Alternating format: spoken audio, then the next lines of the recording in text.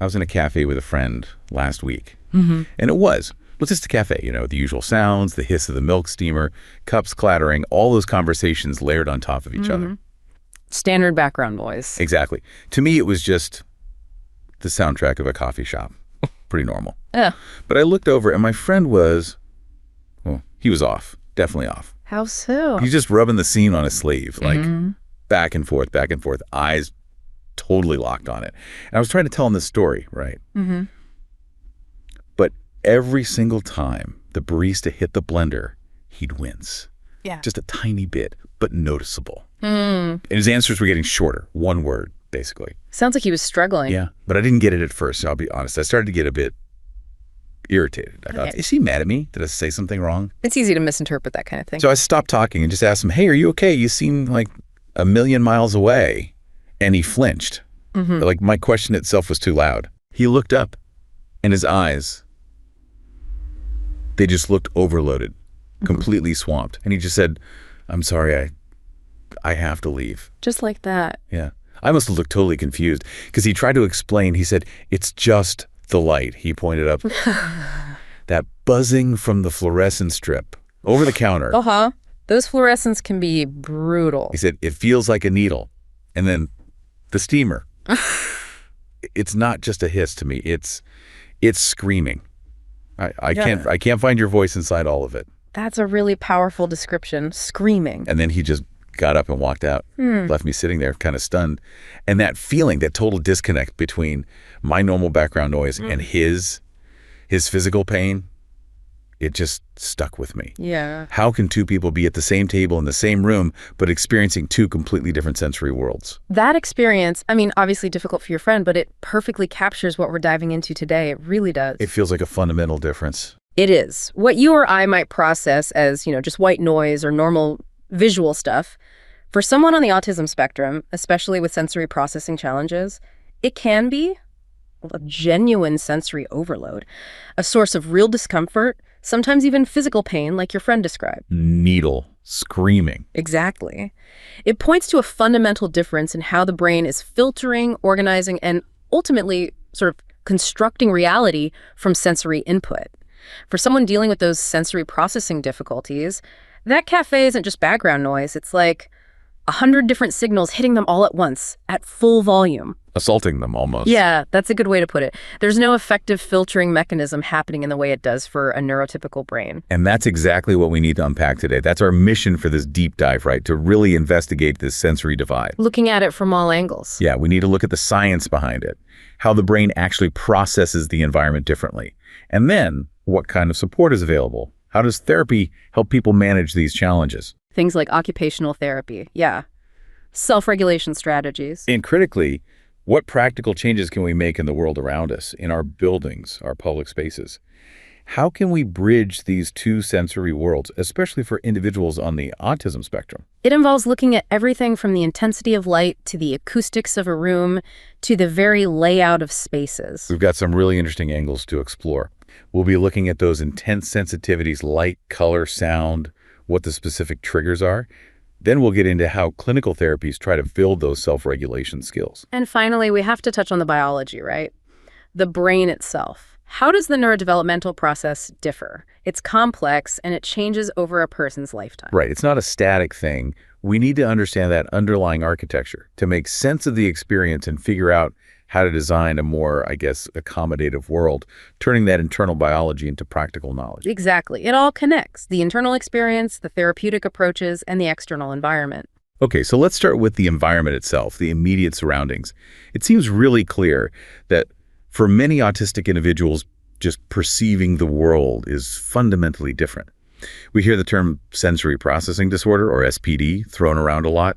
What does that actually mean in practice? Well, SPD isn't just about being, sensitive. It's more profound than that. It's often a breakdown in multisensory integration. Multisensory integration. Okay. Yeah, think about it like this. Your brain is constantly taking in information from sight, sound, touch, smell, taste, balance, that's the vestibular sense, and your body position, proprioception. Normally, your brain weaves all that together into one coherent experience. Like an operating system running smoothly. Exactly. But with STD, it's more like, imagine 8 different operating systems all running at once, none of them talking to each other properly, and all the volume dials are cranked up to 11. Wow, that sounds chaotic. It is.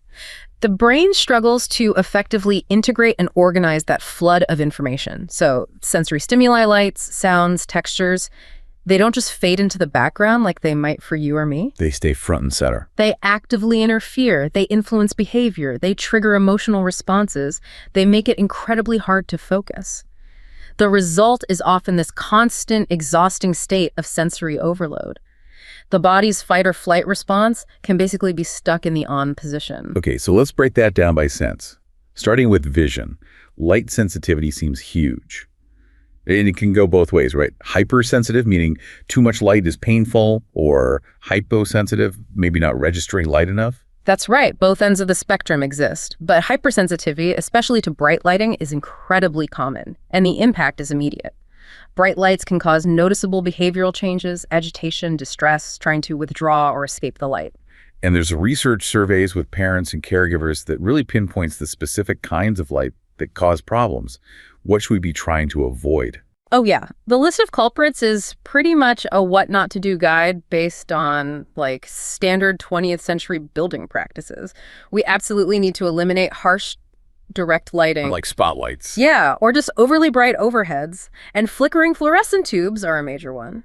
Your friend mentioned that buzzing fluorescent, that's classic. Why are they so bad, the flickering? Well, even if you don't consciously see the flicker, standard fluorescent lights pulse at a frequency, usually 60 hertz in North America, that the brain still has to process.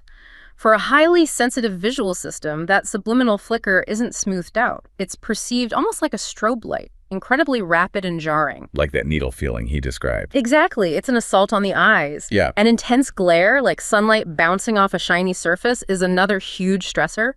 These aren't just minor annoyances. They are genuinely stress-producing. They can trigger discomfort, agitation, even physical pain like headaches. So if harsh, flickering, intense lights are out, what's the ideal? What kind of lighting should we aim for when designing spaces? The consensus really points towards natural daylight as being preferable, but, and this is a really big but, it has to be controllable. Meaning you need ways to manage the intensity. Think sunscreening, blinds, maybe dimmable controls on windows if that technology is available. You need to reduce the glare and the sheer brightness, especially at certain times of day. You want the rhythm of natural light, but without the potential for it to become overwhelming or painful. And when natural light isn't enough, or not possible, artificial lighting. Then the preference is overwhelmingly for neutral colored lights. Not too warm, not too cool, just neutral. These provide the necessary illumination without adding extra visual noise or color distraction that can add to the cognitive load. Think soft, even lighting. It's not just the type of light, but even where it's coming from, right? The position matters. Absolutely critical. The geometry, as you say. Most people surveyed preferred overhead lighting. Why overhead? It seems to be a deliberate strategy to avoid having the actual light source directly in their line of sight. An eye-level light can be a massive distraction, something the eyes keep getting drawn to. Overhead lighting keeps the source out of the immediate visual field. Makes sense. Desk lights can also work, but usually only if the person has control over the angle and the intensity. Again, control is key. And this ties into windows too, doesn't it? Windows are basically big, complex light sources. The surveys showed that autistic children actually want natural light and views, but there was something specific about high-level windows. Right. That's a fascinating point we'll dig into more later. But yes, they generally prefer windows. They want that connection to the outside and the natural light. However, there's a dislike for windows placed very high up on the wall, even though some experts might suggest that to minimize distractions from outside. Why don't they like the high windows? It seems to remove that sense of visual oversight and control. They want the light, yes, but they also want to be able to see out, to understand their surroundings. A high window just lets in light but doesn't provide that context, which might actually increase anxiety for some. They don't want to feel trapped or cut off. Okay, interesting. Let's shift from light to color. Yep. The intensity issue seems to pop up again immediately here. Autistic individuals are often highly sensitive to colors, perceiving them more intensely. Very much so. That intensity can directly impact mood, their ability to learn, even their behavior. This makes choosing colors for a space, say a classroom or a therapy room, a clinical decision, not just an aesthetic one. So a bright, cheerful color for me might be, what, aggressive or overwhelming for someone else? Precisely. A highly saturated color that you might find stimulating or happy, they might perceive as visually loud or jarring. It can be too much input. So what does the research recommend for a color palette? What works best? The findings are remarkably consistent across studies. The most suitable colors are overwhelmingly pastel shades, neutral colors, dull and muted tones. So think soft blues, greens, beiges, grays. Exactly, those kinds of hues. They're chosen specifically because they tend to have a calming, soothing effect on the nervous system. They help create a tranquil environment that supports regulation rather than overexciting it. And on the flip side, what colors should be actively avoided? What turns a space from calming to stressful? The ones to steer clear of are bold, bright, and intense colors. Reds, yellows, oranges, bright blues, or greens used over large areas. Why those? They are simply overstimulating. They can be disturbing, act as triggers, and potentially lead to feelings of tension, agitation, even aggressiveness, or causing someone to shut down and withdraw. Some specific examples often cited are bright reds or yellows being particularly problematic, potentially causing confusion or sensory distress. So if you're painting in a classroom, using a bright red accent wall is probably a bad idea. A very bad idea. You're essentially building a major distraction and potential stressor right into the learning environment. It works against the goal of focus and calm. It's amazing how specific these visual guidelines are. But you mentioned earlier, and the research seems to emphasize, that if there's one sense whose management is absolutely critical for behavior and regulation, it's sound. Without a doubt. Acoustic management is repeatedly highlighted as perhaps the single most critical environmental factor to get right. More so than light or color. Often, yes. Because auditory hypersensitivity is so prevalent, and difficulties with auditory processing, making sense of sounds, filtering background noise are core challenges. Think back to your friend, "I can't find your voice inside the screaming of the steamer." That's auditory processing breaking down under load. And we actually have numbers here, right? A specific decibel levels to aim for? We do. The guidance is quite clear. A background sound intensity lower than 50 decibels, dB, is preferable for autistic children. Lower than 50 dB. Okay, what's the absolute limit? The line seems to be drawn pretty firmly. Sound levels beyond 60 dBs are considered inappropriate. They're likely to cause distress, cognitive disruption, and sensory overload. Okay, let's put 50 or 60 dBs into context for people listening. What does that sound like? Right, so a quiet library is around 40 dB. A typical quiet office, maybe with some computer hum or soft HVAC, might be around 45 to 50 dB. That's the preferred upper limit. And 60 dB. 60 dB is the level of a normal conversation. So just people talking at a regular volume is already pushing towards that inappropriate level. And what about louder places, like a school cafeteria? Or even just a busy classroom with chairs scraping, kids moving around? Oh, easily 70 dB, 75 dBs, even higher in a cafeteria or during transition times, sometimes much higher. So if the ideal is below 50 dB, and even a normal conversation hits 60 dBs, that means the baseline noise level in almost every typical public space, schools, stores, offices, cafes is potentially causing problems. That's the stark reality. The normal level of ambient noise in our world is often actively causing discomfort, stress, or forcing autistic individuals into a constant state of hypervigilance just to cope. They can never fully relax or focus because the background is simply too loud. They're constantly fighting that auditory input. Yeah. Trying to separate the signal like a teacher's voice from all the noise. Exactly. But the noise floor is so high it drowns out the signal. It's incredibly draining. So the practical recommendations seem obvious but crucial. Things like getting rid of excessive background noise, using materials that absorb sound, cutting down on echoes. They seem obvious, but they have to be implemented rigorously. It's not just a nice to have. Designers and planners must incorporate strategies like soundproofing where possible, using things like carpets instead of hard floors, heavy curtains, acoustic panels on walls and ceilings, anything to soak up sound. And reducing echo. Why is that so important? Echoes or reverberation make it really hard for the auditory system to figure out where a sound is coming from. It muddies the soundscape. For someone already struggling with auditory processing, echoes make it exponentially harder to understand speech or focus on a specific sound. It just adds more confusion and strain. So good acoustic management isn't just about quietness, it's about clarity too. Absolutely. It's fundamental for mental attentiveness, for reducing stress, and ultimately for making a space usable and comfortable for someone with auditory sensitivities. It's not a luxury add-on, it's a foundational requirement. Okay, so it's crystal clear that the typical sensory environment, the lights, the colors, the sounds, can be incredibly challenging, even painful. The next logical step then is shifting from just identifying these problems to actively designing solutions. Right. We have to move beyond this idea of designing for the average neurotypical user. That model just doesn't work for everyone. Instead, we need to create spaces that really prioritize things like functionality, connectivity, and responsiveness specifically for these unique sensory needs. It feels like architecture meeting applied neuroscience. That's a great way to put it. And there's actually a proposed architectural model that tries to capture this shift. It's built around 3 core design concepts for creating autism-friendly spaces. What are they? They are stability, subtlety, and visibility. These aren't just aesthetic guidelines. They're about providing neurological support through design. Okay, let's break those down. Stability, what does that entail? Stability taps directly into the profound need for routine, order, and predictability that many autistic individuals rely on to navigate the world. So consistency in the environment itself. Exactly. The physical space needs to be consistent and predictable. Abrupt, unexpected changes, suddenly rearranging all the furniture in a room, changing how a space is used without warning, even minor structural modifications done without preparation, these can provoke significant discomfort and anxiety. Because it disrupts their mental map of the space. Precisely. Designing for stability means creating environments where transitions between areas are clear, layouts are logical, and don't change randomly.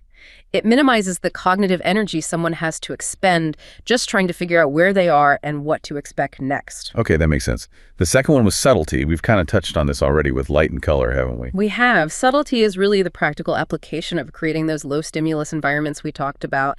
It's about embracing the muted colors, the pastels, the neutral tones. It's about using indirect lighting, avoiding harsh glare. Nothing should jump out and grab your attention.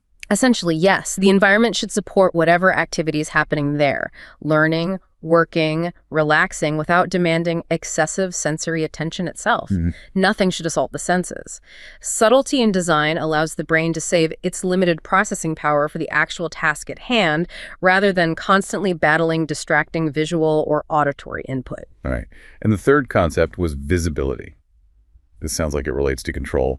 It does. Visibility refers to the preference many autistic individuals have for a clear, unobstructed view of their surroundings, including the outside world through windows. Why is that important? If you can clearly see what's happening around you, it enhances your sense of cognitive control and tends to reduce anxiety.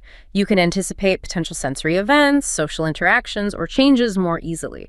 There are fewer surprises coming from behind you or from hidden corners. And this ties into how spaces are organized, right? Predictable layouts. Absolutely. Visibility is intrinsically linked to spatial organization and predictability. People need to be able to navigate a space easily and logically. How do designers achieve that kind of predictable organization? It often comes down to creating clearly defined areas arranged in a logical sequence. Think about moving from an entrance to a waiting area to a main activity space. It should flow predictably. And how do you define those areas without necessarily building walls everywhere? You can use clear visual boundaries. This could be a change in flooring material, like carpet in a quiet zone and tile in a transition zone. You can use furniture placement strategically to create zones within a larger room. Or even color coding paths or areas for wayfinding can be really effective. The goal is to eliminate spatial uncertainty. Make it easy to know where you are and where you're going. Exactly, reducing that cognitive load of navigation. And within this organized, predictable space, there's also this critical need for a place to escape to when things get overwhelming. The idea of a designated sensory space. Oh, absolute non-negotiable. Whether it's at home or in a school or ideally even in some public buildings, having a dedicated sensory space or sensory room is crucial. What defines that space? It needs to be recognized by everyone as a safe haven, a personalized, low-stimulus environment where someone can go immediately when they feel sensory overload starting to build. It's a proactive management tool. So easily accessible. Yes, and predictable in its contents. It might have specific calming features like dim lighting, comfortable seating, maybe items that provide deep pressure input like weighted blankets or lap pads, specific textures that are calming for that individual. And importantly, it needs to be respected as a necessary retreat, not a punishment or timeout space. Okay. Now let's circle back to that interesting conflict you mentioned earlier regarding windows and views. You said autistic children expressed a strong preference for large windows, wanting natural light and that visual oversight. They want to see everything. Yes, and this is where their expressed preference often diverges quite significantly from what some adult experts might recommend based purely on minimizing distractions. The kids want the view, even if it might be distracting. They seem to value the visual information and the sense of connection and control it provides more than they fear the potential distraction, perhaps. They want to know what's going on. But you're right, they are also highly susceptible to being distracted by things happening outside movement, unexpected events, like a truck driving past or kids playing. So how do you reconcile that? The desire for the view versus the need to manage distraction. There's a really key insight that came out of the research here. It was the connection between the type of view and relaxation. Specifically, a view of green spaces through the window was strongly correlated with a greater sense of calm. Looking out at trees, gardens, nature, basically. Exactly. Compared to looking out at, say, a busy street, a parking lot, or just other buildings, a view of nature seems to induce relaxation. It acts almost like a vegetative barrier. A vegetative barrier. What does that mean? It's like the natural elements, the trees, the leaves, the grass. They effectively filter and attenuate the external stimuli. They soften harsh light. They reduce the visual clutter of a busy scene. They can even muffle sound slightly. Yeah. But they still allow the benefits of natural light and a connection to the outside. It seems to strike that optimal balance between getting the desired view and natural light, but in a way that's less likely to be overly distracting or stimulating. That's fascinating. So the same size window could be a source of stress if it looks onto concrete, but a source of calm if it looks onto a park. That seems to be the implication. It's a really powerful directive for architects, urban planners, school designers. Think about what the window looks out onto. Prioritize therapeutic views where possible. And this really contrasts with those expert recommendations you mentioned, the ones suggesting high-level windows specifically to cut off the view and minimize distraction. It does. The children themselves rated those high windows as undesirable. It seems they sacrifice that crucial feeling of visual awareness and control, which might be more important to the child than eliminating every potential distraction. This really highlights something else significant that came up, this difference in perspective between the actual users, the children, and some of the adult experts. Yes, that divergence is really important to acknowledge. The preferences expressed by the children often didn't align perfectly with recommendations coming from, say, psychologists or therapists, who might be focused purely on a theoretical model of stimulus reduction. Who did the children's views align with more closely? Interestingly, their preferences on practical spatial things like wanting large windows, needing spacious classrooms aligned much more closely with the views of their parents and, significantly, their teachers. Why teachers, do you think? It suggests that teachers, being in that environment day in and day out, observing what actually works and doesn't work in a real-world context, gain really valuable practical insights. They see the lived reality in a way that an expert focusing solely on therapeutic interventions might miss when thinking about designing the whole space. That on-the-ground perspective is vital. Absolutely. But amidst these different perspectives, was there anything that everyone agreed on? Children, parents, teachers, experts? Yes, there was one point of clear consensus across all four groups, and it's a really crucial strategy for managing change. Which is? The pivotal role of gradual exposure. Everyone agreed that whether you're introducing someone to a totally new environment, starting a new activity within a space, or even just making a minor change to the layout, doing it gradually is essential. Not just throwing them in the deep end. Exactly. Slow, predictable introduction helps mitigate distress. It makes sensory overload or meltdowns less likely, and it gives the individual's nervous system crucial time to acclimatize and adjust. You provide a sequenced introduction, letting the brain process the new stimuli without being completely overwhelmed.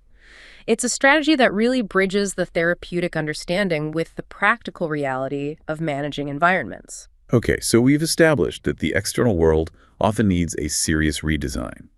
But even in the most perfectly tuned, autism-friendly environment, there's still a need for internal coping skills, right? Yeah. Clinical support to help individuals manage their own sensory responses and regulate themselves. Absolutely. Environmental modifications are crucial, but they're only part of the picture.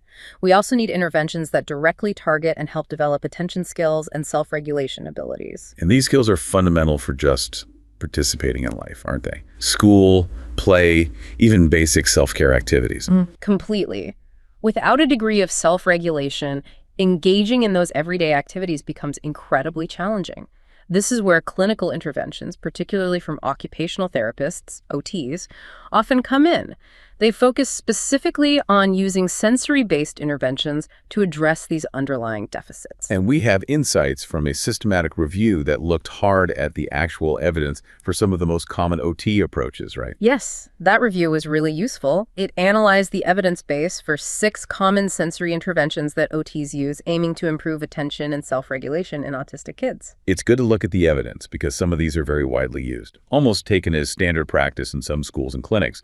What were the 6 interventions they examined? Okay, the 6 were: first, sensory integration therapy, SIT, which is kind of the foundational approach developed by Dr. Ayers, focused on improving how the nervous system processes sensory input through specific activities. Second was massage, often involving deep pressure.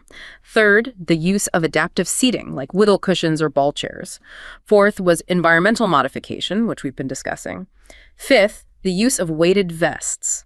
And sixth, implementing sensory diets or strategies. Sensory diets, what are those exactly? A sensory diet isn't about food. It's a personalized schedule of specific sensory activities provided throughout the day, things like jumping, swinging, pushing heavy objects, quiet time, with specific textures designed to help the child maintain an optimal level of arousal and regulation. Got it.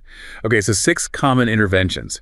What did the review find about how well they actually work? Is the evidence strong? Well, this is where things get a bit tricky. The overall finding was that all 6 of these interventions received only a week plus strength of recommendation. The week plus, what does that mean? Like a yellow light? Exactly like a yellow traffic light score. It means that while there were positive results reported in some studies, the overall body of evidence wasn't strong or consistent enough to give a firm green light recommendation. Why not? What were the issues with the evidence? Often it comes down to limitations in the research studies themselves, things like small sample sizes, lack of rigorous control groups, maybe inconsistencies in how the intervention was applied. Basically, we need more high-quality, large-scale research before we can say with high confidence that these interventions work reliably for most autistic children. That must create a real challenge for therapists and families, right? If something like weighted vests are super common, you see them in schools everywhere, but the evidence is only week plus. It's a huge dilemma. You have interventions like weighted vests that provide deep pressure, and often you can see an immediate calming effect in a child who is seeking that kind of input. It looks like it's working. So people keep using them. Right. That observable short-term benefit encourages continued use. But the lack of strong long-term evidence means we don't fully understand the mechanisms. Is it truly effective in teaching long-term self-regulation? Or is the benefit temporary, maybe related to novelty, or even a placebo effect in some cases? We don't know for sure when, why, or for whom they are most effective. So the review is basically calling for better science. Exactly. Much higher methodological rigor is needed in future studies to move beyond anecdotal success or short-term observations and really establish efficacy. Okay, but within that overall yellow light category, did any interventions stand out as having stronger evidence than others? Yes, 2 did manage to achieve a higher evidence quality rating. Both sensory integration therapy, SIT, and massage were rated as having moderate quality evidence supporting their use for improving attention and self-regulation. Moderate, so better than week plus, but still not a slam dunk. Correct. More promising, showing more consistent positive effects in the studies reviewed, but still falling short of that strong evidence benchmark. SIT, being a very structured, individualized therapy, seemed to show good results when implemented correctly. And massage, providing that direct, consistent tactile input, particularly deep pressure, also showed benefits for nervous system regulation. Did the review identify why some interventions might be more effective? Or what factors contribute to success when positive results are seen? It's not just about picking the right technique, is it? No, it's definitely not just the technique itself. The review highlighted 3 key factors that seemed crucial for effectiveness, especially for SIT and massage. What were they? First was high-intensity dosage. The interventions needed to be applied frequently and consistently to have a real impact, not just once a week for 20 minutes. Okay, dosage matters. Right. What else? Second was fidelity to the specific protocol. This is huge for therapies like SIT. You have to actually do the therapy as it was designed and tested. You can't just pick and choose bits and pieces or do a watered-down version and expect the same results. Adherence to the method is critical. Makes sense. And the third factor? This was arguably the most important. Success hinged on addressing the individual client factors. Meaning tailoring it specifically to that child's needs. Precisely. You can't just say, okay, this child has autism, let's use a weighted vest. You have to understand that specific child's sensory profile. Are they sensory seeking, sensory avoiding? What specific types of input are regulating for them versus dysregulating? So a one-size-fits-all approach is basically guaranteed to fail. Absolutely. The therapy, the strategies, they must be personalized. If a child is seeking intense proprioceptive input, then maybe deep pressure activities are helpful. If they're highly sensitive to touch, then maybe massage isn't the right approach or needs to be introduced very carefully. So it really brings us back to that core idea we saw with the environment. Individual differences are key. Exactly. The most effective therapeutic pathways are the ones that are highly personalized, taking into account that individual's unique sensory processing patterns. It underlines the need for careful assessment and tailored protocols, whether you're designing a room or planning a therapy session. We've looked at the external world, the environment, and the therapeutic strategies used to help individuals navigate that world. Now let's go deeper. Let's talk about the physical structure that actually creates this unique sensory reality, the brain itself. Right. And the fundamental point to grasp here, based on decades of neuroimaging research, is that the neurobiology of autism spectrum disorder is not static. It's not one fixed thing. It changes over time. Dramatically. This leads to what's called the theory of age-specific anatomic abnormalities. We now have a much clearer picture of a developmental trajectory, showing that the physical organization and structure of the autistic brain undergoes significant, predictable changes across the lifespan. So it's not just different from neurotypical brains, but it's different in different ways, different ages. Exactly. We can broadly divide this into at least 3 distinct phases of structural change, and then also look at how the brain's connectivity, the white matter, follows its own altered developmental path. Okay, let's walk through that timeline. Phase 1, this is the period of early, rapid brain overgrowth. When does this typically happen? This accelerated overgrowth usually kicks in during the first 2 years after birth. It's not typically present right at birth itself. And that timing is significant, right? The first 2 years. Hugely significant. Because that period, infancy through toddlerhood, is precisely when the first behavioral signs and clinical features of autism usually start to emerge and become noticeable.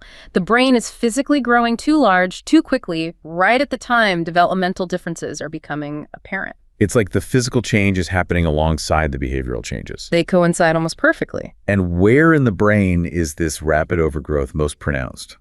Which areas are getting bigger, faster? The overgrowth is greatest in the very brain regions that handle the complex functions, where we often see the core challenges in autism.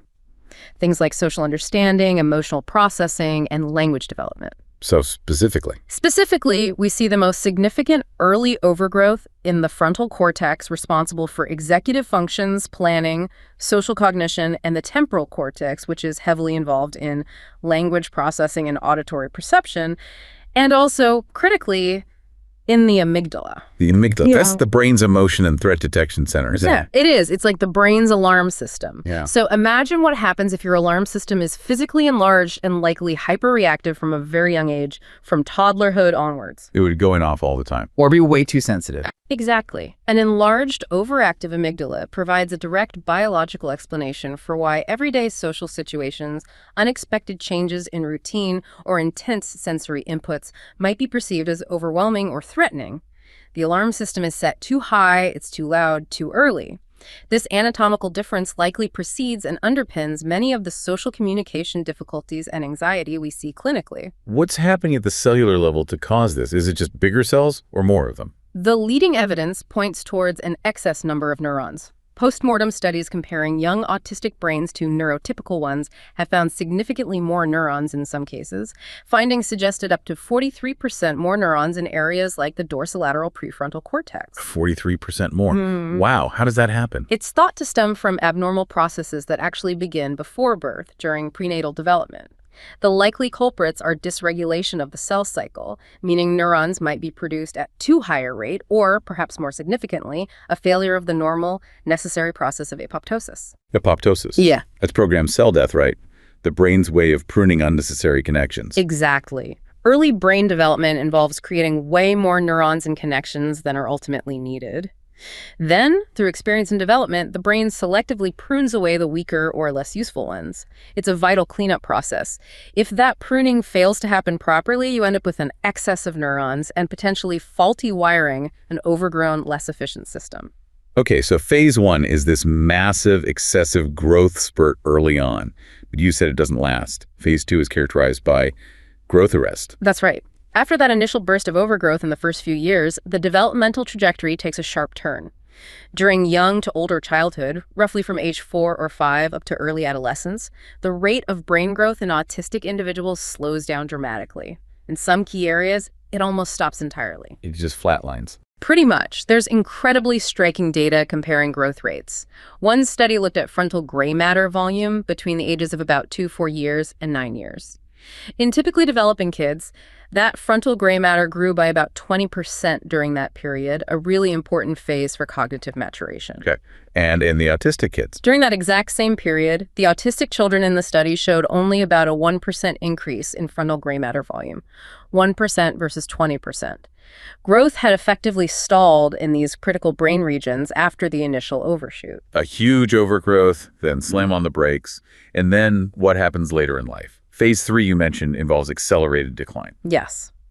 Starting around adolescence and continuing into middle age and beyond, the evidence suggests that brain volumes in autistic individuals may begin to decrease at a faster rate than typically seen in aging. So they end up with smaller brains eventually.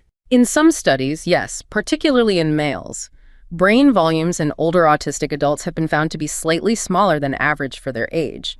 It suggests either a kind of premature aging or degeneration, or perhaps a failure to sustain the structure that was built up earlier, even the excess structure. Is there physical evidence of this decline or degeneration? Yes, several findings are associated with this later phase. We see evidence of cortical atrophy, which is shrinkage of the brain tissue, and cortical thinning.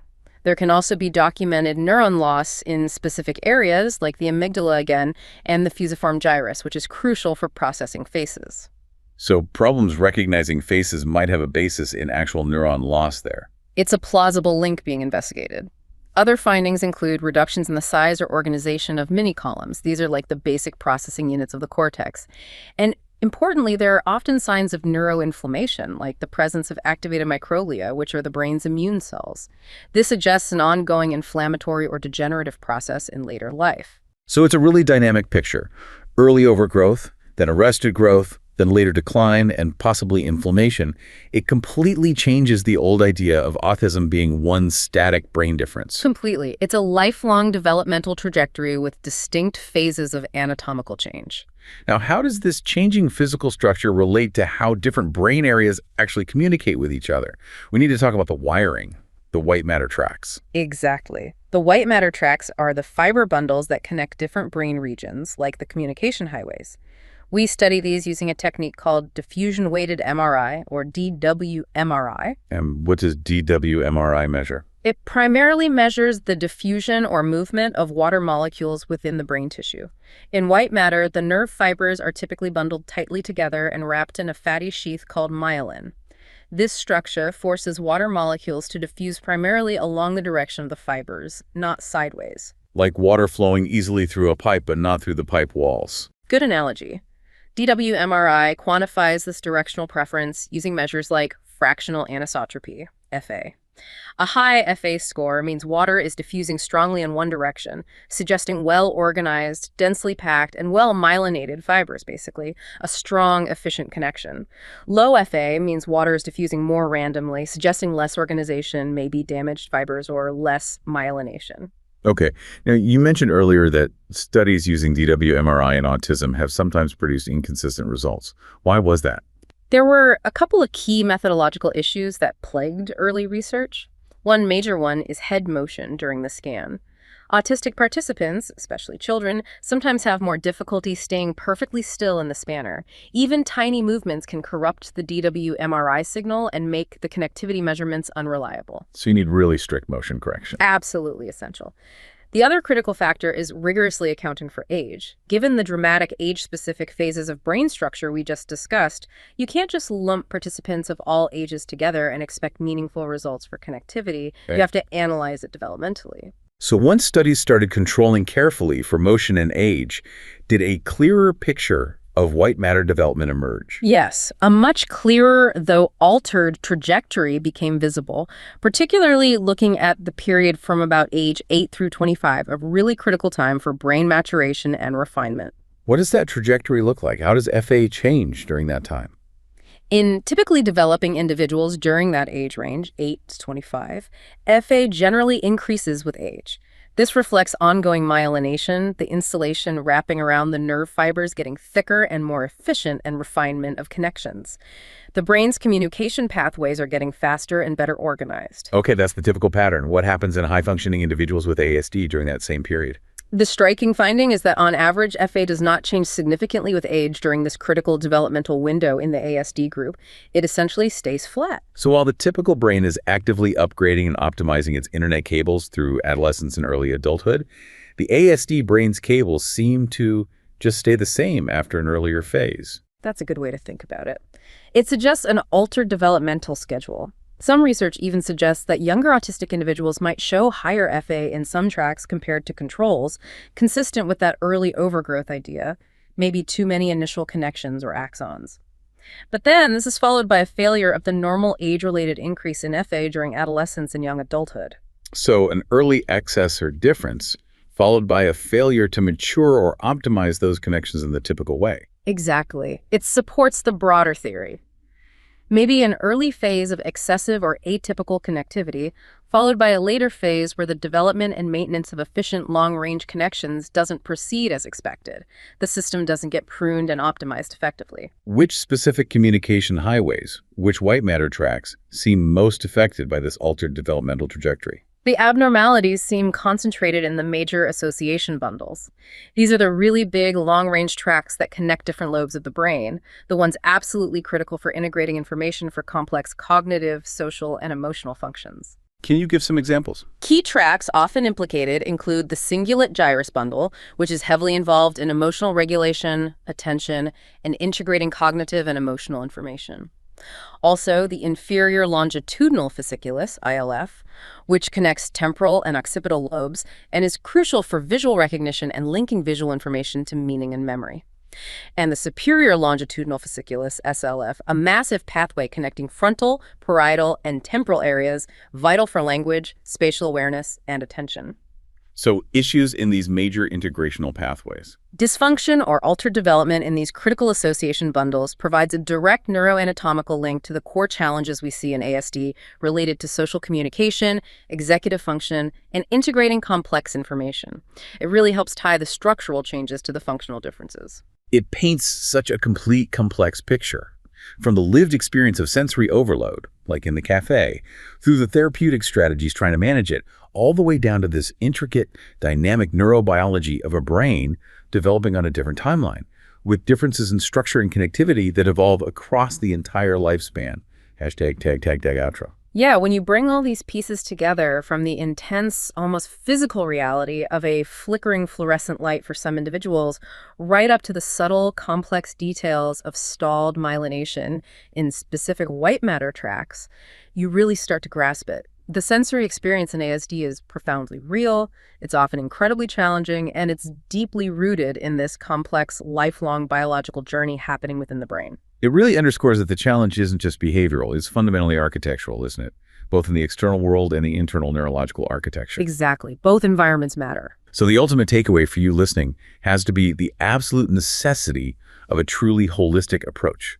You can't just focus on one piece of this puzzle. Right. You can't just modify the environment and expect everything to be solved, nor can you just focus on therapy without considering the environment. We need to use those targeted clinical interventions, things like sensory integration therapy and massage, which seem to have the most promising evidence right now, but they must be rigorously personalized, tailored to that individual's specific sensory profile and needs. Individual client factors are key. And, just as critically, we have a collective responsibility to fundamentally redesign our shared spaces, our schools, our workplaces, our libraries, even our cafes. We need to build and adapt them with stability, subtlety, and visibility in mind. We have to prioritize the user's often highly sensitive perception of light, color, and especially that critical 50 dB sound threshold. That needs to be front and center in design thinking. Moving beyond the average user paradigm for good. Because as that cafe experience showed me so clearly, A single table, a seemingly ordinary space, can simultaneously contain two entirely separate realities, two worlds shaped by profoundly different neurological wiring. Understanding that difference is the first step towards bridging that gap.